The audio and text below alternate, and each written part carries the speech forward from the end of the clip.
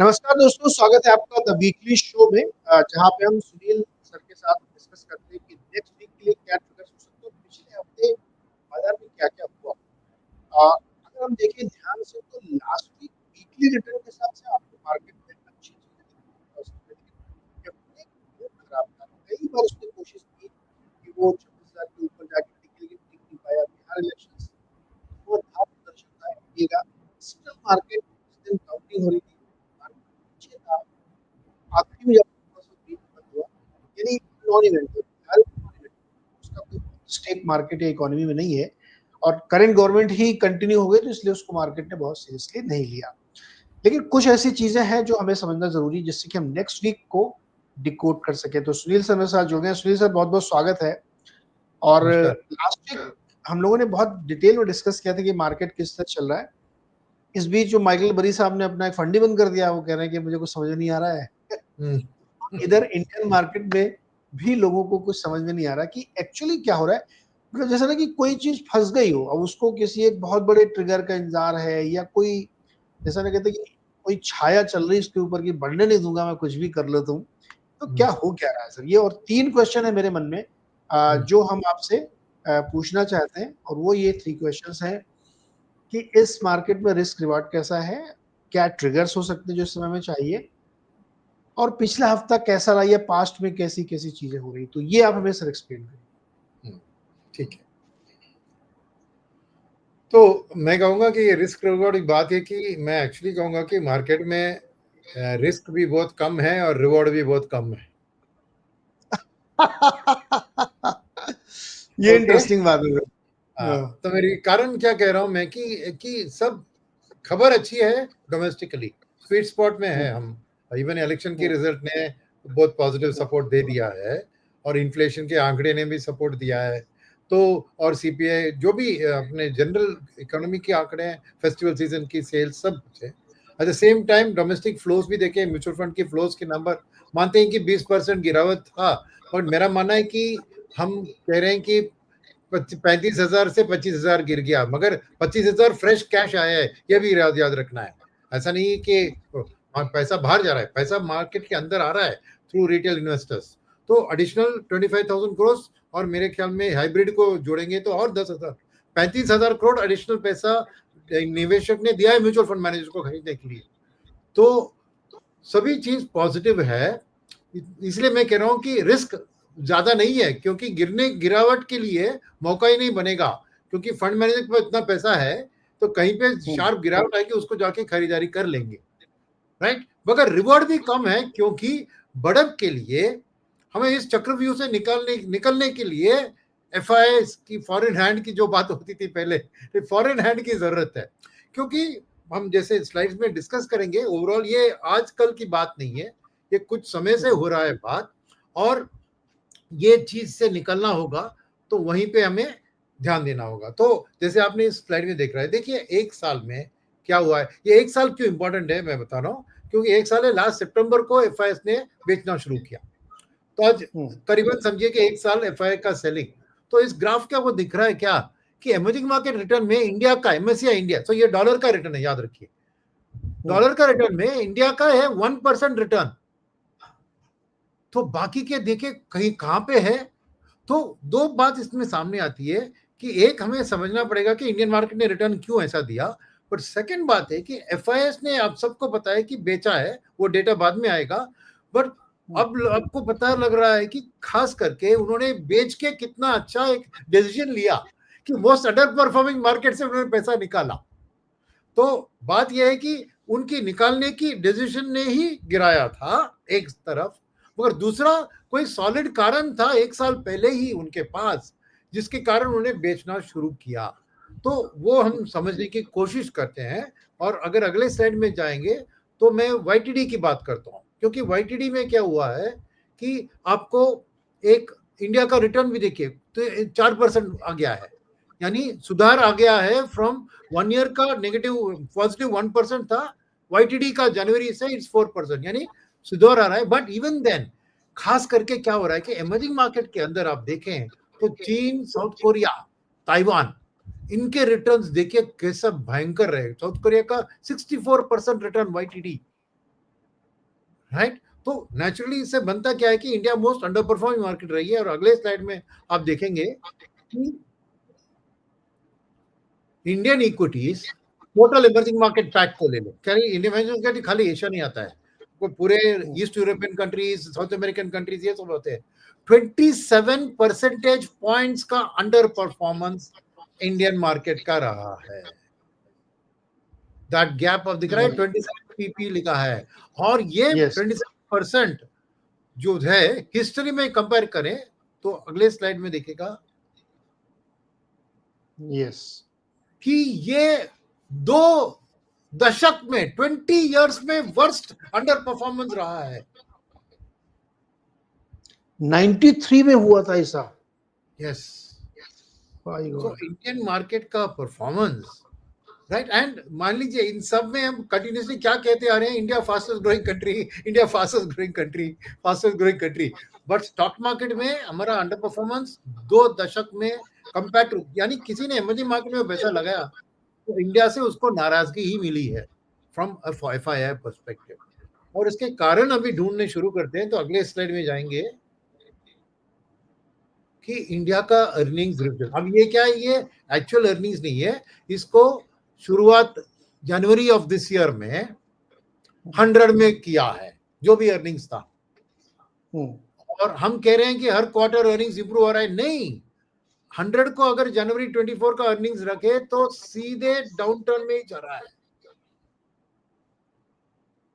तो हमें क्या हो रहा है कि हम अर्निंग्स को देख रहे हैं, एक बार कह रहे हाई सिंगल डिजिट है, ये है वो है, bigger as a Q on Q continuous earnings गिरते रहे हैं। और इसका कारण मैं बाद में बताता हूँ आपको, आपके लिए ये ले लेंगे, पर इसका वन ऑफ द मेन कारण मैं बाद में बताता हूँ, आपके लिए वो सीक्रेट रहने दीजिए, क्योंकि फ्यूचर के आने तक के बारे में बात करेंगे। मगर ये अर्निंग रिविजन डाउनग्रेड के कारण ही क्या हुआ है, आप देखें तो हमारी वैल्यूएशन अगले स्लाइड में दिखेगा।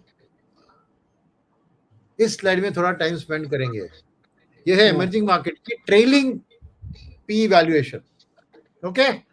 और इसमें 3 आप देख सकते हैं, एक रेड डॉट वाला लाइन दिखता है आपको, फिर हर एक रेड डॉट के ऊपर एक लाइन, नीचे लाइन। तो कुछ नहीं, ये रेड डॉट है करंट वैल्यूएशन उस देश का, और वो है हाई लो लास्ट 10 इयर्स का हाईएस्ट पी रेशियो और लास्ट 10 इयर्स का लोएस्ट पी रेशियो। तो फर्स्ट इंडिया में आ रहा है, क्या है फर्स्ट थिंग, रेड डॉट में इंडिया सबसे महंगी मार्केट है, क्योंकि हमारा रेट बाकी रेट से ऊपर है। सेकंड, सभी देश के कंपैरिजन में लास्ट 10 ईयर हाई के सबसे नजदीक हमारी वैल्यूएशन है। हमारे देश के हाई लो में 52 वीक हाई लो की बात करते हैं, ये 10 साल की हाई लो है। हम आज हमारे 10 साल की हाई लो के हाई के नजदीक ट्रेड हो रहे हैं, राइट। वेयरएज बाकी देश सब देखिए एट ए हाई लेवल कंपेयर करते इंडिया की तरह थे एट सम लेवल्स, बट आज सब अपने हाई से, except for Taiwan is at its 10 year high, next to India Taiwan है सेकंड, बट बाकी सब देश थे, और चाइना और चेक रिपब्लिक भी है, एक आध देश है, मगर ज्यादातर देश आज अपने हाई वैल्यूएशन से कम में ट्रेड कर रहे हैं। हम ना ही मोस्ट महंगे मार्केट है, हम ऑल्सो हमारी मोस्ट महंगी लेवल के नजदीक है। इंपॉर्टेंट। इसका भी राज क्या है वो बाद में बताते हैं, और नहीं तो बता दूंगा भाई। इसका राज है कि अर्निंग्स की डाउनग्रेड हो रही है, फिर भी DIS ने खरीद कर वैल्यूएशन को गिरने नहीं दिया। करेक्ट। तो सर यहाँ पे मेरा क्वेश्चन आया, पिछली प्लेट से चलते हैं कि यहाँ पे हमने देखा कि अर्निंग लगातार गिरी, अब ये हल्की सी फ्लैट हुई है। तो क्वेश्चन ये कि लोगों को देख लीजिए आपकी एकदम अर्निंग हमारी नीचे है, तो या तो अर्निंग बढ़े या मार्केट करेक्ट हो, तब जाके लेवल बनेगा। करेक्ट। क्योंकि एकदम हाई वैल्यूएशन, मतलब इतनी कम अर्निंग हमारी आ रही है, इसलिए हमारा वैल्यूएशन बहुत महंगा हो गया है। तो या तो अर्निंग बढ़ जाए या वैल्यूएशन नीचे आ जाए। तो आपके जो राज है उसमें ये क्वेश्चन भी होगा, मेरे ख्याल में इसका जवाब भी होगा।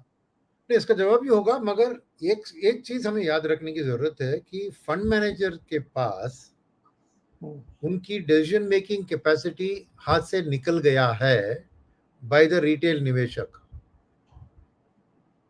सर ये बात आप आज बड़ी बोल रहे हैं, मुझे एक्सप्लेन करिए नहीं, ये। डोमेस्टिक फंड मैनेजर को आज अर्निंग्स के बेसिस पे मैं किसी स्टॉक को महंगी समझ के नहीं खरीदूंगा, ऐसी हालत बहुत मुश्किल से आ सकती है, क्योंकि पैसा है, उनको डालना ही है।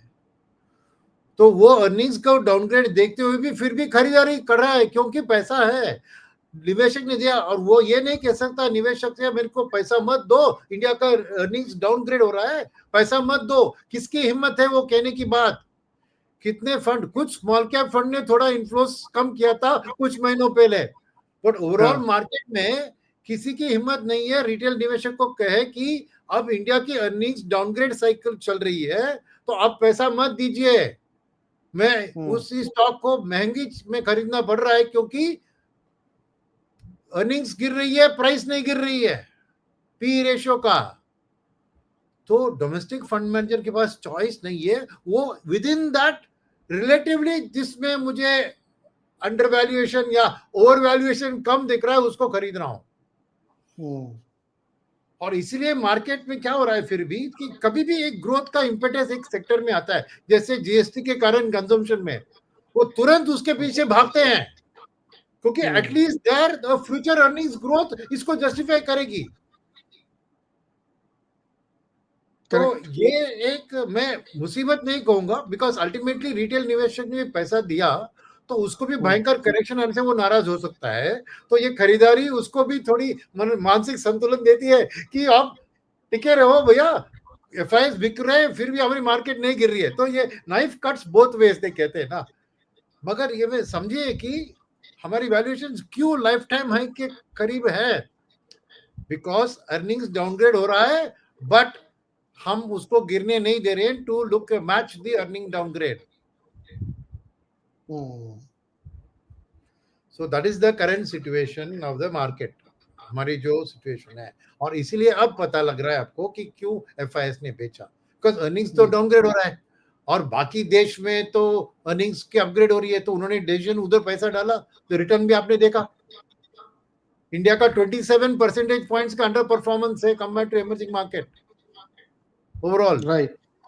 तो इसीलिए उन्होंने एक साल में $30 बिलियन इंडिया से निकाला और इस ईयर टू डेट में $16 बिलियन इंडिया से निकाला। अब कौन उनसे आर्ग्यू कर सकता है, क्योंकि उन्होंने कहा हमने निकाला, देखिए हमने बचाया। हम अने एफआई कह रहे हैं कि उनके इन्वेस्टर का पैसा उन्हें बचाया by pulling out of India. Absolutely right sir, right. तो इंटरेस्टिंग ये हालत ये है। तो अब आगे बढ़ेंगे अगले स्लाइड में। तो ये है वो 4 मार्केट जहां पे दिखाया मैंने, चाइना, साउथ कोरिया, ताइवान। आप देख रहे हैं कि इंडिया का फ्लो सबसे कम है, वेरी लो, बाकी के कंपैरिजन में बहुत कम है। और फिर आगे बढ़ते हैं।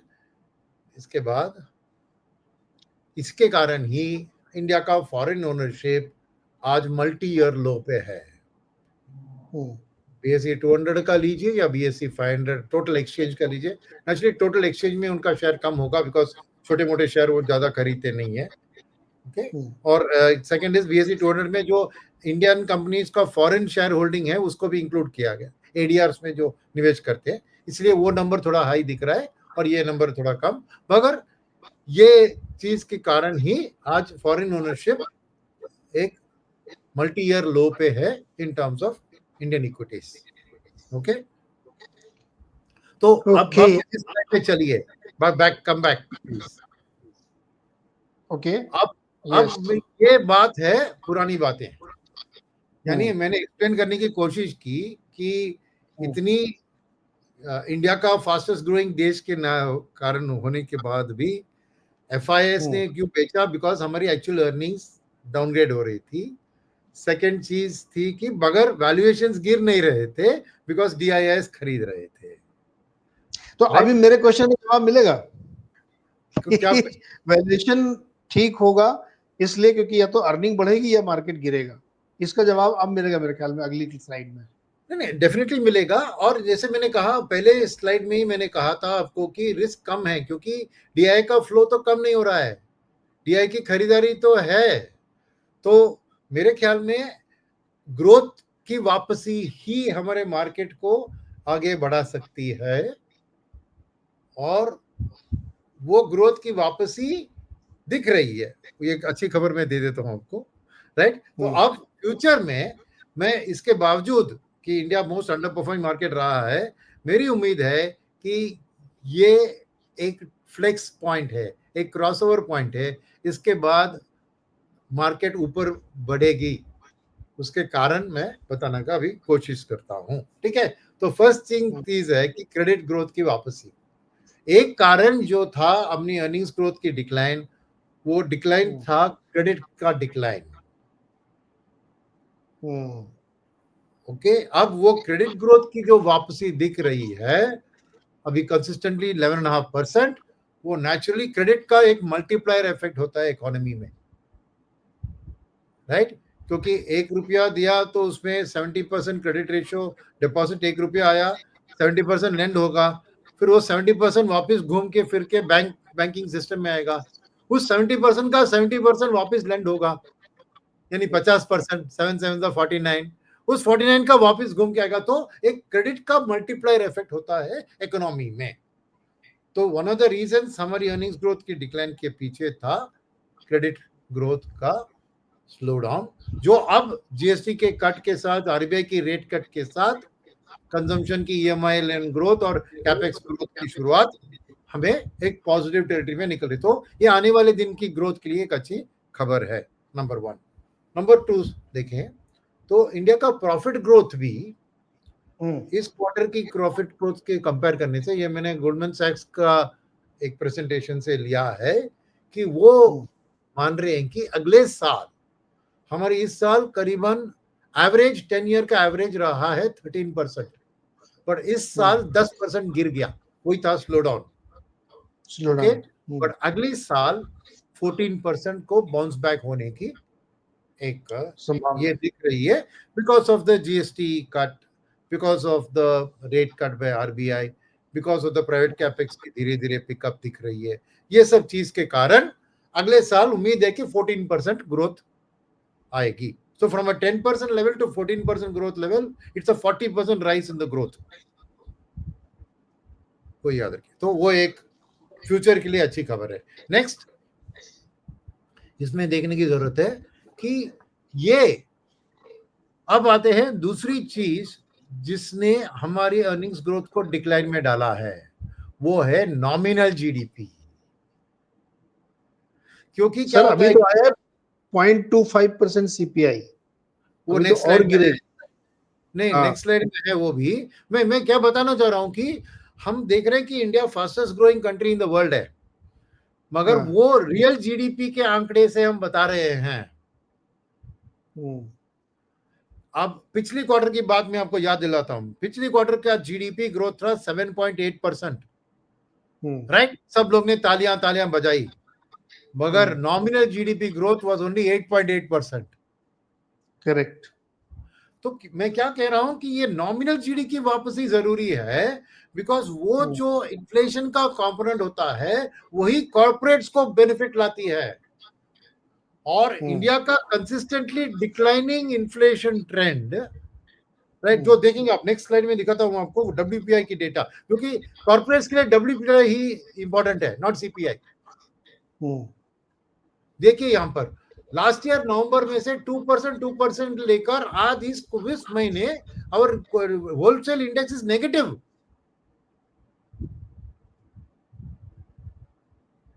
So wholesale price index is what matters for corporate India, for the companies to benefit. तो one of the reasons for the slowdown, जो अपने अर्निंग्स ग्रोथ का स्लोडाउन दिखाया मैंने, उसका आंसर है कि हमारी इन्फ्लेशन जो कंटिन्यूसली घट रही है वो स्टॉक मार्केट की कंपनीज के लिए अच्छी खबर नहीं है, वो रेट कट के लिए अच्छी खबर है, मगर अर्निंग्स ग्रोथ के लिए अच्छी खबर नहीं है, बिकॉज अर्निंग्स कोरिलेट होती है नॉमिनल जीडीपी से। और पिछले क्वार्टर में भी देखा नॉमिनल जीडीपी का खाली 8.8, वेरएज इस साल के बजट में निर्मला जी ने 9.9% का प्रोजेक्शन लिया है, but actual GDP, nominal GDP उतनी नहीं बढ़ रही है, बिकॉज इन्फ्लेशन डाउन है। तो ये एक तरह से ये एक्सप्लेन करता है कि क्यों हमारी स्टॉक मार्केट की अर्निंग्स ग्रोथ डिक्लाइनिंग ट्रेंड में थी, बिकॉज इन्फ्लेशन घट रही थी। But at the same time future में एक्सपेक्टेशन है कि ये वापस एक डिसेंट इन्फ्लेशन हो जाएगी। ये लो सिचुएशन को कंटिन्यू नहीं होना चाहिए, मगर क्या है कि मार्केट पार्टिसिपेंट चाहते हैं कि ये लो हो जाए ताकि आरबीआई रेट कट करे। मगर रेट कट आएगा तो डेफिनेटली आपको मार्केट के लिए एक अच्छा रुझान होगा, रिटेल निवेशक को जो भी है खरीदने के लिए, मगर अर्निंग्स ग्रोथ के लिए अच्छी खबर नहीं है वो।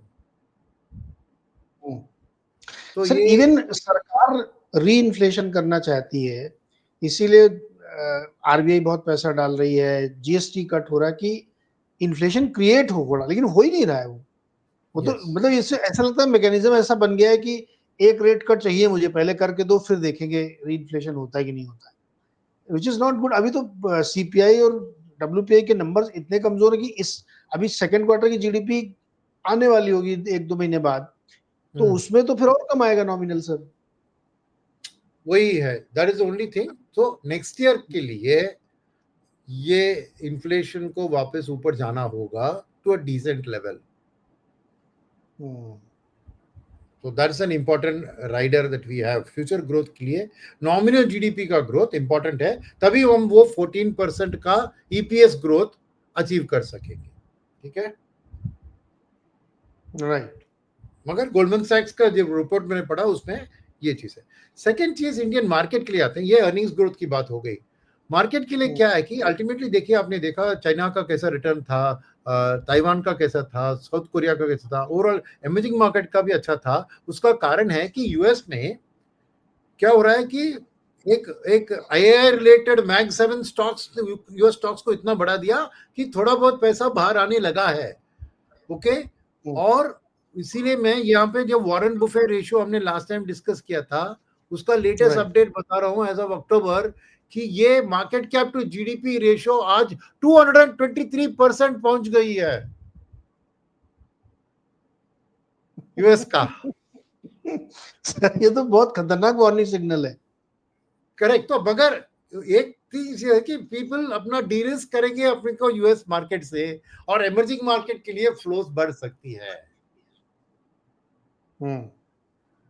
Specially if there is a rate cut in the Fed, because अगर वो होता है तो लिक्विडिटी भी बढ़ेगी।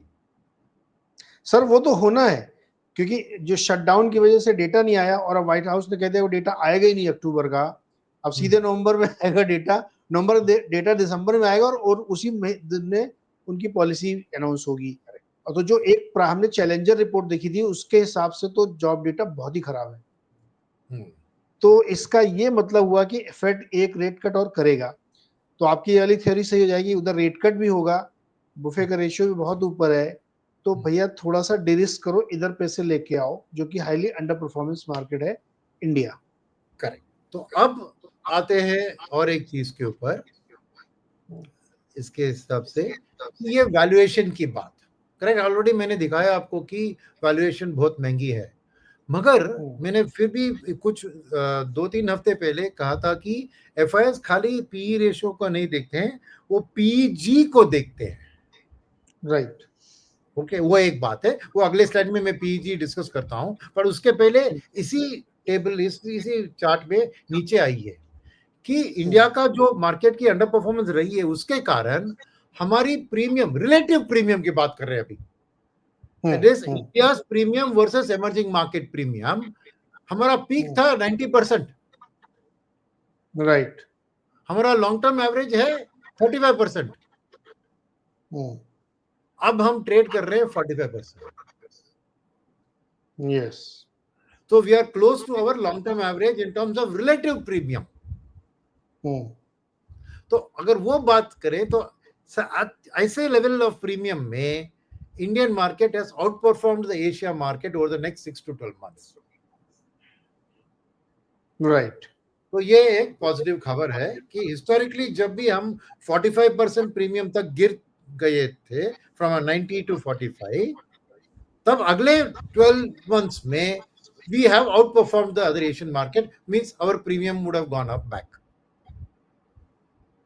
So in that sense वक्त सही है for that to happen, but second बात है पीजी रेशियो।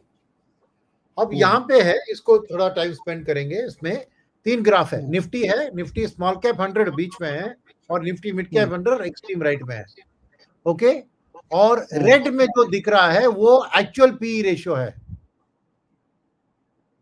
तो निफ्टी का है 21x, स्मॉल कैप का है 28x, मिड कैप का है 27x। तो आपको मिड एंड स्मॉल कैप महंगी लग रही है compare to large cap. Yes, but PG ratio देखिए तो लार्ज कैप का है 1.5, स्मॉल कैप का 1.3 और मिड कैप का 1.1। यस, क्योंकि हायर ग्रोथ इज एक्सपेक्टेड। इस क्वार्टर के अर्निंग्स भी सीजन देखे तो मिड कैप की earnings have been the best, इसलिए on a P ratio mid cap is only 1.1x। तो उस बेसिस पे अर्निंग्स ग्रोथ की रिवाइवल मिड कैप और स्मॉल कैप में आकर आपको रिवाइवल दिखा सकती है मार्केट में, because that's why I said India का एक ही सॉल्यूशन है ग्रोथ, एक ही सॉल्यूशन है ग्रोथ। तो सर इससे तो हमारे दर्शकों को ये भी इशारा मिल रहा है कि मिड कैप में नजर रखो, उधर पीजी रेशियो ठीक है तो वहां ज्यादा पैसा इन्वेस्ट करना चाहिए। यस, अनडाउटेडली, बिकॉज इसमें 2 चीज होंगे। 1 मिनट वापस उसमें आ जाइए, 1 मिनट मैं बताता हूँ आपको क्या होता है ना। देखिए कि एक चीज है इस सब के ऊपर जो मैंने पहले भी बताया था कि जब टैरिफ का सुलझाव होगा 1 साल के अंदर तो हो जाएगा, तो एफआईएस की वापसी होगी और वो आके लार्ज कैप खरीदेंगे, ज्यादातर लार्ज कैप और लार्ज मिड कैप। और आप सोचेंगे अरे लार्ज कैप भी बढ़ेगा, नहीं भैया, क्योंकि 1 साल से डोमेस्टिक फंड मैनेजर ने लार्ज कैप को ही खरीदा है। तो वो जब आके लार्ज कैप खरीदेंगे, ये वही लार्ज कैप को उनको बेचकर प्रॉफिट बुक करके उसको मिड एंड स्मॉल कैप में डाइवर्ट करेंगे। ओके, तो ये मत समझिए कि एफआई आएगा तो और भी लार्ज कैप और बढ़ेगी, नहीं, डोमेस्टिक फंड मैनेजर भी अपना रोटेशन करेंगे उसका उधर जो भी उसको, बिकॉज वो खरीदेंगे तो कुछ महंगी लगेगी तो उसको बेचेंगे, प्रॉफिट बुक करेंगे और उसको रोटेट करेंगे into mid cap and small cap. तो इसलिए मेरा मानना है कि मिड कैप्स और small caps despite the higher P ratio have a greater scope for giving better returns. Sir मेरा एक सवाल है कि इस समय mid and small cap fund आदमी खरीदे कि फ्लेक्सी कैप खरीदे? नॉट फ्लेक्सी कैप, एक मल्टी कैप करके एक कैटेगरी है। Multi cap is better idea. 25% large cap, 25% mid cap, 25% small cap compulsory है। ओके, और बाकी का 25% कहीं पे भी जा सकता है, फंड मैनेजर की इच्छा। तो 50% मिड कैप में हो जाएगा जब ये वाला गेम बनेगा। हाँ, तो ऑफ और कोर्स बाकी का रिटर्न तो फंड मैनेजर टिल्ट भी करेगा। आज शायद उसकी 25%, आज शायद 35-40% लार्ज कैप में रख रहा होगा, मगर कल वैसे ही स्थिति बदलती है, उसी 35-45% को मिड एंड स्मॉल कैप में डाइवर्ट कर देगा। ओके, तो multi cap is a good idea. देखो कॉल मिल गई आप लोगों को कि मल्टी कैप में ध्यान रखो। तो अब सर अभी एक चीज मुझे कहता है कि म्यूचुअल फंड मैनेजर की चाल। तो अब ये स्लाइड में क्या मैं दिखा रहा हूं आपको कि सितंबर अक्टूबर टॉप म्यूचुअल फंड्स का कैश बैलेंसेस। ओके, मैं इंडिविजुअली कैश बैलेंस को नहीं डिस्कस करना चाह रहा हूं, मगर आप देखेंगे तो ब्रॉडली सितंबर से अक्टूबर में ज्यादा बदलाव नहीं है कैश बैलेंस में। राइट। क्यों मैं ये बात कह रहा हूं कि म्यूचुअल फंड मैनेजर भी कैश हाथ में रख रहे हैं ओवर दीज 2 मंथ्स। वो अगले स्लाइड में आपको दिखेगा, ये कैश होल्डिंग्स हुआ। अगले स्लाइड में दिखेगा आपको वो एक्चुअल बाइंग। तो क्या इसमें होता है कि एक ट्रेंड होता है म्यूचुअल फंड मैनेजर्स का कि हर बार क्वार्टर एंड में वो कैश बैलेंस को बढ़ाते हैं, यानी अपना बाइंग को कम कराते हैं, क्योंकि नई अर्निंग सीजन की शुरुआत में वो कैश लेकर बैठते हैं और देखते हैं कि अर्निंग्स कैसे बढ़ती है और उस खरीदारी के लिए कैश रखकर खरीदते हैं। तो इसीलिए आप देखेंगे ऑलवेज उस क्वार्टर एंड में थोड़ा कैश, उनकी बाइंग गिरेगी। ये बाइंग का चार्ट है। तो इसलिए इस सितंबर एंड अक्टूबर में देखिए, क्योंकि अर्निंग सीजन की शुरुआत हुई, उन्होंने कैश बैलेंस थोड़ा बढ़ाया था सितंबर में और अक्टूबर में ज्यादा डिप्लॉय नहीं किया, क्योंकि वो अभी भी आने वाले अर्निंग्स के लिए इंतजार कर रहे हैं। तो धीरे धीरे तो क्या है कि खबर शॉर्ट टर्म में भी अच्छी है कि फंड मैनेजर्स भी अपना दिसंबर एंड तक खरीदारी को बढ़ाएंगे। तो इसलिए मैंने ओपनिंग स्टेटमेंट जो कहा था कि मार्केट में रिस्क कम है, क्योंकि आज फंड मैनेजर का कैश बैलेंस भी हाई है, तो उसको फ्रॉम अक्टूबर मिडिल उन्होंने शुरू किया है स्पेंड करने का, वो दिसंबर एंड तक चलेगा। फिर दिसंबर एंड में वापस वो जनवरी की अर्निंग सीजन के लिए वेट करेंगे। तो अप टू नाउ टिल दिसंबर फंड मैनेजर की बाइंग सपोर्ट इंक्रीज होगी डोमेस्टिक वाले की। तो इसलिए मैंने डाउनसाइड रिस्क मार्केट का ज्यादा नहीं समझता हूं मैं कि ये टाइम फ्रेम है वो जब मिडिल ऑफ द क्वार्टर से वो लास्ट ऑफ द क्वार्टर तक भयंकर खरीदारी करते हैं, क्योंकि अर्निंग्स का क्लैरिटी आ गया। अभी मैंने देखा डेटा तो 2700 कंपनीज का अर्निंग्स आ गया ऑलरेडी। यस, तो अब तो क्लैरिटी है उनके पास, अब खरीदने का वक्त है। तो अगले महीने 1.5 महीने के लिए वो अच्छी खरीदारी करेंगे और फिर वो एंड दिसंबर में वापस अपना कैश बैलेंस को बढ़ाकर जनवरी के अर्निंग सीजन में डाइवर्ट, क्योंकि क्या होता है ना, सेक्टर रोटेशन के लिए वो प्रॉफिट पहले ही बुक कर लेते हैं, क्योंकि न्यूज आने के बाद प्राइस गिरता है तो उनका मौका चल जाता है हाथ से। तो जहां पे भी अच्छा पैसा बना है क्वार्टर एंड तक, वहां पे वो प्रॉफिट बुक करके कैश में रखते हैं, और वही सेक्टर को वापस खरीदना तो भी करते हैं अगर खबर अच्छी आई, अर्निंग्स अच्छी आई तो, मगर प्रॉफिट बुक पहले कर लेते हैं। तो ये अब से दिसंबर एंड तक मेरा मानना है कि डोमेस्टिक फंड मैनेजर्स का बाइंग बढ़ेगा। ओके, अब हम लोग चलते हैं नेक्स्ट में। हाँ, ये है मार्केट डायनामिक्स। थोड़ी टाइम स्पेंड करके, ये लास्ट स्लाइड है भाइयों। तो ये है कि एफआई की बिहेवियर मार्केट डायनामिक्स में क्या दिखाया मैंने कि हर बार जब भी ग्लोबली कुछ इवेंट होता है, ग्लोबल फाइनेंशियल क्राइसिस हो, कोविड ले लो, रशिया यूक्रेन का वॉर ले लो, कुछ भी एक सडन स्लोडाउन ले लो, एनबीएफसी का क्राइसिस डोमेस्टिक ले लो, एफआईएस ऑलवेज उस चीज को शॉर्ट टर्म एफआईएस रिएक्ट करते हैं।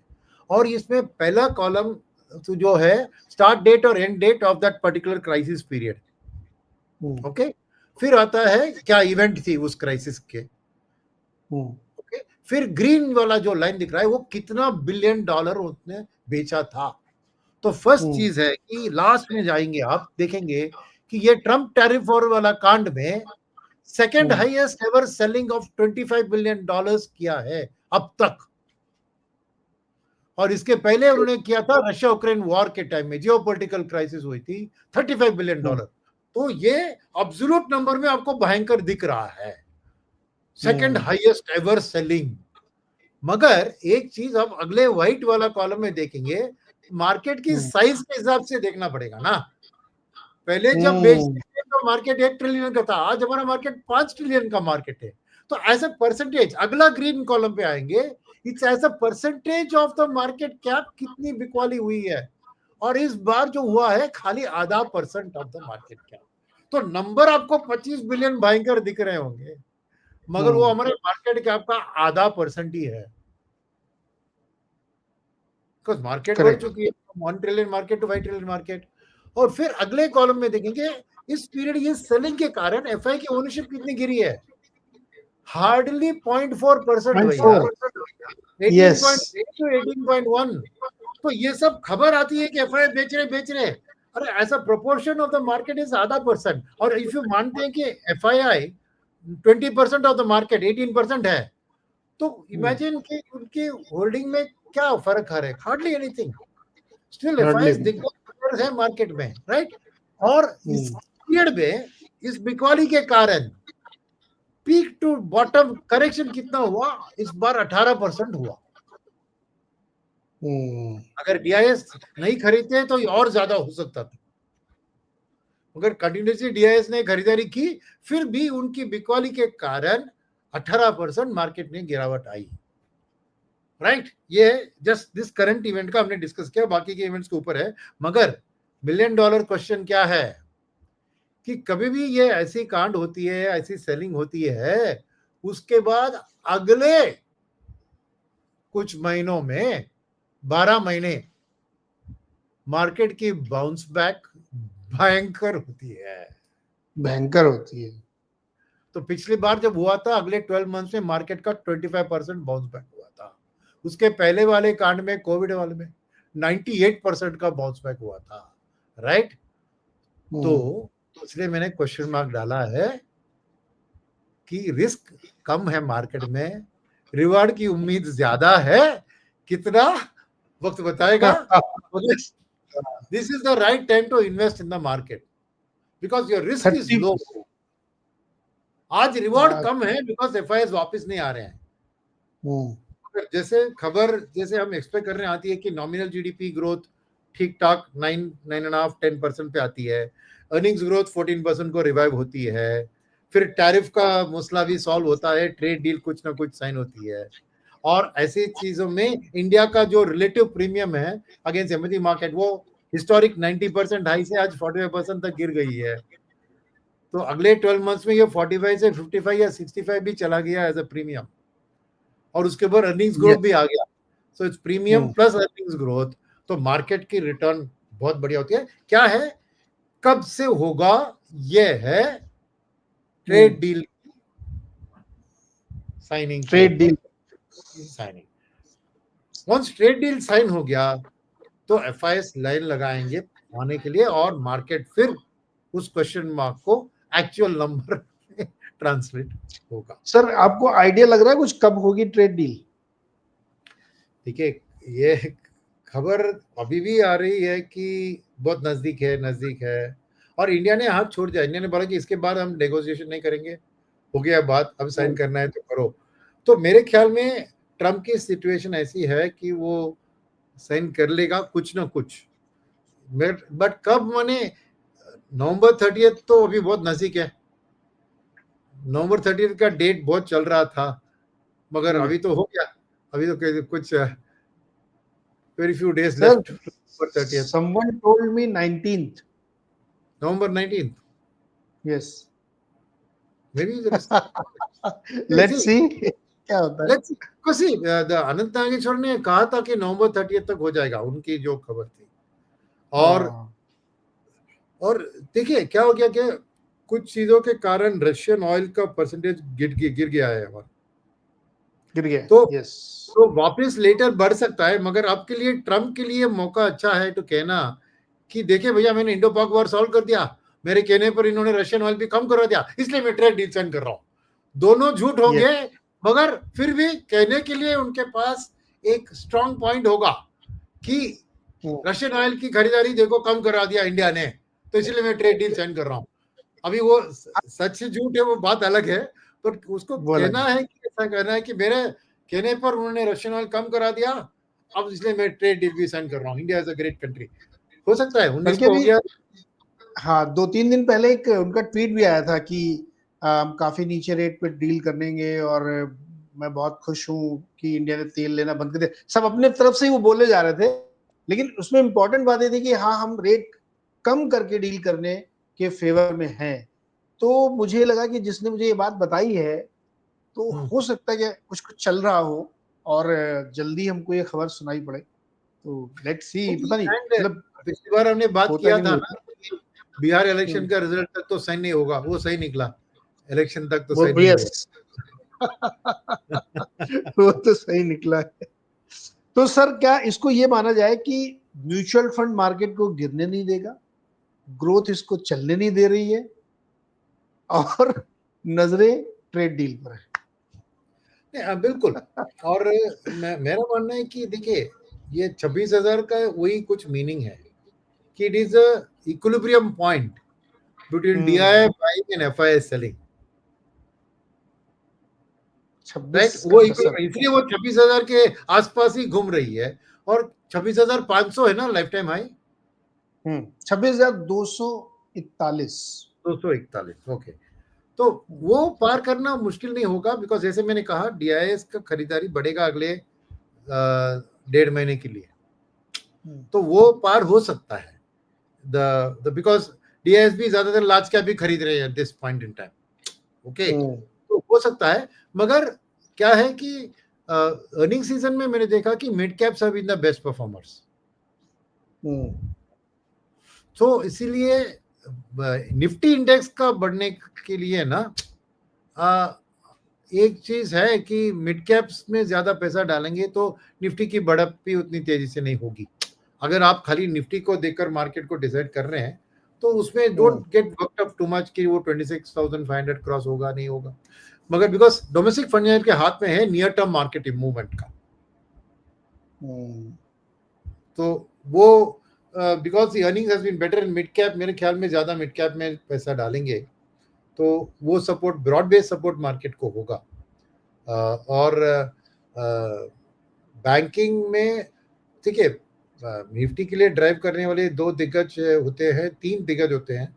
एक होता है banking stocks, private sector banking stocks और प्राइवेट सेक्टर एनबीएफसी, क्योंकि पीएसयू में बहुत कम है और पीएसयू बैंक्स में से। सेकंड होता है आपको आईटी और थर्ड होता है energy, this is mainly Reliance, right. तो डोमेस्टिक फंड मैनेजर इन चीजों के ऊपर कितना खरीदारी करेंगे उसके ऊपर है आपकी निफ्टी लाइटम है पहुंचेगी कि नहीं। खरीदारी करेंगे बट इन तीन सेक्टर में खरीदेंगे तभी आप निफ्टी पार करेगी, बिकॉज दीज आर द दिग्गज वेट्स इन द निफ्टी। सो वो फंड मैनेजर के हाथ में है और पीएसयू बैंक्स में ज्यादा रुझान देख रहे हैं और उसमें ज्यादा आपको निफ्टी में नहीं है, निफ्टी में नहीं है। There are more private sector banks in the Nifty. तो मेरा मानना है कि निफ्टी will be इधर उधर same way only, but you might see a better performance in the mid cap and the small cap little bit. But जब FIS वापस आएंगे तब आपको वो एक फ्लो होगा। एफआईएस लार्ज कैप खरीदेंगे, फंड मैनेजर्स लार्ज कैप को उनको बेचकर उस पैसे को डाइवर्ट करेंगे मिड कैप में, ऐसी एक ट्रेल आपको जाएगी। चलती रहेगी। तो मार्केट में स्पेशल 26 चल रहा है इस समय कि वो उसको क्रॉस ही नहीं कर रहा है। ये वाला सर अच्छा है ये कि म्यूचुअल फंड वाले गिरने नहीं देंगे और ग्रोथ चलने नहीं दे रही है। अब देखते क्या होगा, एक एक्स फैक्टर चाहिए। करेक्ट। ओके, सो बहुत ही इंटरेस्टिंग डिस्कशन था और वेरी लॉजिकल कि एक एक डेटा पॉइंट से आप समझिए कि क्यों मार्केट में क्या हो रहा है और नेक्स्ट क्या होने वाला। तो ये बहुत ही लॉजिकल है कि मिड कैप में एक बड़ी अच्छी संभावना आपके लिए बन रही है और वो डी डे होगा जिस दिन ट्रेड डील साइन होगी, फिर आप पकड़ नहीं पाओगे। सो पोजीशन योरसेल्फ बिफोर हैंड, क्योंकि आज नहीं कल तो डील होनी ही है। 19 तारीख की जो बात मैंने कही है उसको बिल्कुल मत मानिएगा क्योंकि कोई गारंटी नहीं इसकी, लेकिन किसी ने मुझे बहुत जिसको मैं बहुत जानकार मानता हूँ उसने मेरे को बोला कि you should hope for 19th। तो लेट्स सी होती कि नहीं होती, उम्मीद रखनी चाहिए। Sir thank you so much और बहुत मजा आया और एकदम पावर पैक्ड शो है, तो देखिएगा आप लोग। और हम लोग नेक्स्ट वीक ही, चूंकि बहुत इंपॉर्टेंट डेट्स हैं तो उस पर देखेंगे, उसके बाद फिर अगले शुक्रवार को फिर से डिस्कशन करेंगे कि मार्केट में क्या क्या होने वाला है। Thank you so much sir, thank you so much.